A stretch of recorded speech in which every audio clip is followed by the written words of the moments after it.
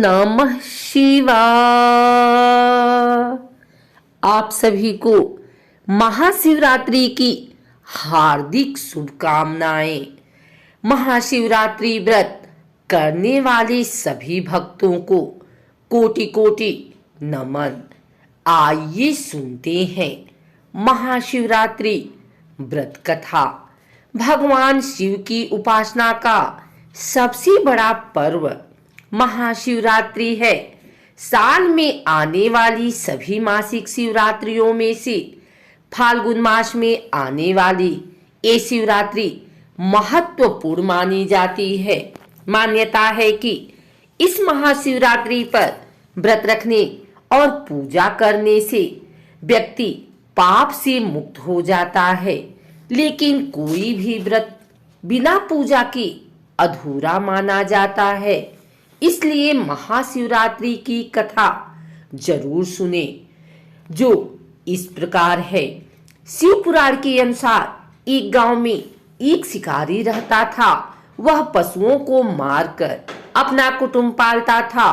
वह शिकारी एक साहूकार का कर्जदार था, लेकिन उसका कर्ज समय पर न चुका सका।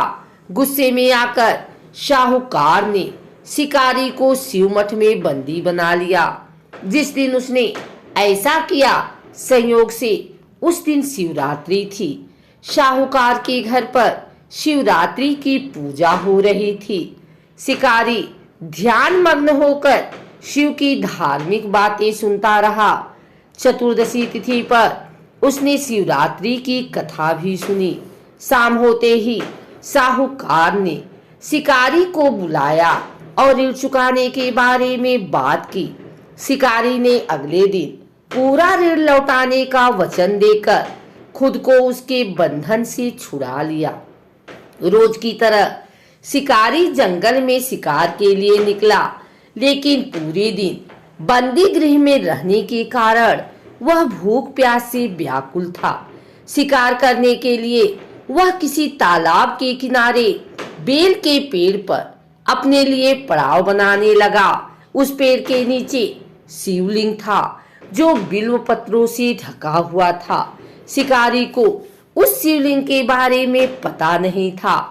अपने लिए पड़ाव बनाते समय उसने जैसे ही टहनियां तोड़ी, वे संयोग से शिवलिंग पर गिर गए। इस प्रकार पूरे दिन भूखे प्यासे शिकारी का व्रत भी हो गया और संयोग से उसने शिवलिंग पर बेलपत्र भी चढ़ा दिए। रात्रि का एक पहर बीतने के बाद एक गर्भिणी मृगी तालाब पर पानी पीने के लिए पहुंची। शिकारी ने धनुष पर तीर चढ़ाकर जैसे ही प्रत्यंचा खींची, मृगी बोली, मैं गर्भिणी हूँ, शीघ्र ही मुझे प्रसव होगा। तुम एक साथ दो जीवों की हत्या करोगे, जो ठीक नहीं है। उसने शिकारी से कहा कि मैं अपने बच्चे को जन्म देकर जल्द ही तुम्हारे सामने प्रस्तुत हो जाऊंगी, तब तुम मेरे प्राण हर लेना। ऐसा सुनते ही शिकारी ने प्रत्यंचा ढीली कर दी और मृगी झाड़ियों में लुप्त हो गई। प्रत्यंचा चढ़ाने तथा ढीली करने के वक्त संयोग से कुछ और बिल्व पत्र अनायास ही टूटकर शिवलिंग पर गिर गए। इस प्रकार उसने अनजाने में ही प्रथम प्रहर की पूजन भी संपन्न कर लिया। कुछ ही देर बाद एक दूसरी मृगी वहां से निकली। शिकारी की खुशी का ठिकाना न रहा। शिकार को देखते ही उसने धनुष पर बाण फिर से चढ़ाया। तब उसे देख मृगी ने विनम्रता पूर्वक निवेदन किया, हे पारधी, मैं थोड़ी देर पहले ही ऋतु से निवृत्त हुई हूँ, कामातुर विरहिणी हूँ, अपने प्रिय की खोज में भटक रही हूँ। मैं अपने पति से मिलकर शीघ्र ही तुम्हारे पास आ जाऊंगी। शिकारी ने उस मृगी को भी जाने दिया। 2 बार शिकार को खोकर वह चिंता में पड़ गया। रात्रि का आखिरी पहर भी बीत रहा था। इस बार भी उसके धनुष से लगकर कुछ बेलपत्र फिर से शिवलिंग पर जा गिरे तथा दूसरे प्रहर की पूजा भी संपन्न हो गई। तभी एक और हिरनी अपने बच्चों के साथ उधर से निकली।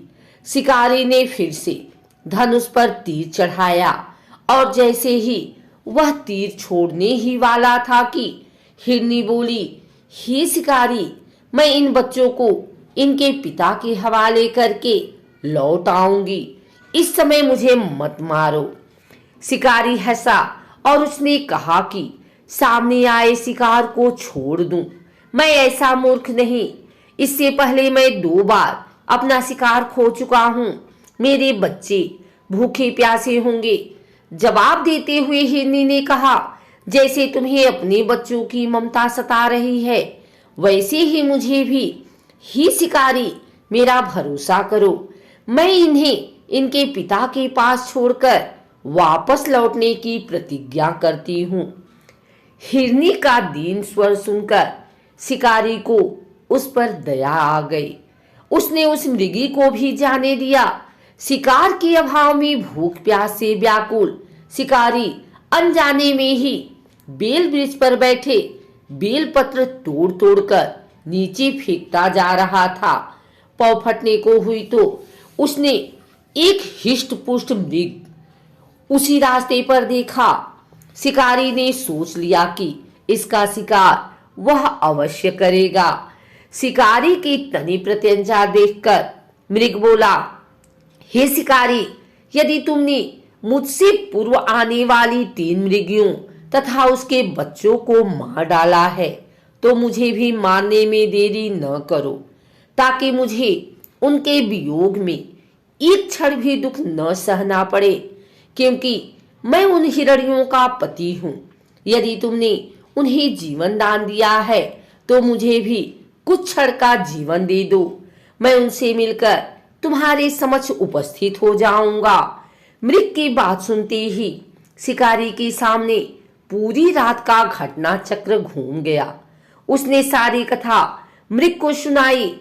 तब मृग ने कहा, मेरी पत्नियां जिस प्रकार प्रतिज्ञाबद्ध होकर गई हैं, मेरी मृत्यु से अपने धर्म का पालन नहीं कर पाएंगी। अतः जैसे तुमने उन्हें विश्वास पात्र मानकर छोड़ा है, वैसे ही मुझे भी जाने दो। मैं उन सब के साथ तुम्हारे सामने उपस्थित हो जाऊंगा। शिकारी ने उसे भी जाने दिया। इस प्रकार सुबह हो आई। व्रत उपवास, रात्रि जागरण तथा शिवलिंग पर संयोग से बेलपत्र चढ़ने से अनजाने में ही सही शिकारी की शिवरात्रि पूजा पूर्ण हो गई। अनजाने में हुई पूजन का परिणाम उसे तत्काल मिला। शिकारी का हिंसक हृदय निर्मल हो गया और उसमें भगवत भक्ति का वास हो गया। थोड़ी ही देर बाद मृग अपने परिवार के साथ शिकारी के पास उपस्थित हो गया ताकि वह उनका शिकार कर सके, किंतु जंगली पशुओं की ऐसी सत्यता, सात्विकता एवं सामूहिक प्रेम भावना देखकर शिकारी को बड़ी ग्लानि हुई। उसने मृग परिवार को जाने दिया। अनजाने में शिवरात्रि के व्रत का पालन करने पर भी शिकारी को मोक्ष की प्राप्ति हुई। जब मृत्यु काल के समय यमदूत उसे ले जाने आए तो शिवगणों ने उन्हें वापस भेज दिया तथा वे शिकारी को शिवलोक ले गए। महाशिवरात्रि के दिन माता पार्वती और भगवान शिव का विवाह हुआ था। शिव भक्त इस दिन को बहुत ही उत्साह के साथ मनाते हैं।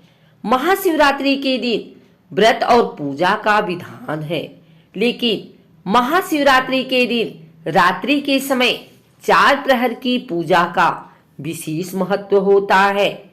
आइए जानते हैं महाशिवरात्रि पर मध्य रात्रि 4 प्रहर की पूजा कैसे की जाती है। पहला प्रहर शाम में 6:13 से 9:24 तक। दूसरा प्रहर रात में 9:24 से मध्य रात्रि 1 बजे तक। तीसरा प्रहर रात में 12:35 से 3:46 तक और चौथा प्रहर मध्य रात्रि 3:46 से सुबह 6:56 तक। महाशिवरात्रि पर ऐसे करें भगवान शिव की पूजा। भगवान शिव अपने भक्तों से बहुत जल्दी प्रसन्न होते हैं। इसके लिए जरूरी है कि आप साफ मन के साथ पूरी विधि विधान के साथ भगवान शिव की उपासना करें। सुबह स्नान के बाद भगवान शिव की पूजा के लिए पूर्व उत्तर दिशा की तरफ मुख करके बैठें। यदि आप मंदिर नहीं जा रहे हैं तो घर पर ही शिवलिंग को किसी साफ प्लेट में रखें और गंगा जल और पवित्र जल मिलाकर भगवान शिव को अर्पित करें। इसके बाद शिवलिंग पर शहद, घी, दूध, गुड़, जनेऊ, बेलपत्र और धतूरा भगवान शिव को अर्पित करें। भगवान शिव के साथ साथ पूरी शिव परिवार का पूजन करें। महिलाएं माता पार्वती का श्रृंगार करके और उन्हें सुहाग की चीजें अर्पित करें। इसके बाद नंदी, कार्तिकेय और भगवान गणेश को फूल, गुड़, जनेऊ, चंदन, रोली, कपूर से पूजन करें। महाशिवरात्रि पर 4 प्रहर की पूजा में सबसे जरूरी है कि 4 प्रहर का रुद्राभिषेक करना। पहले प्रहर में दूध से शिवलिंग का अभिषेक करें। इसके बाद दूसरे प्रहर में दही से शिवलिंग का अभिषेक करना चाहिए। तीसरे प्रहर में घी से और चौथे प्रहर में शहद से अभिषेक करें।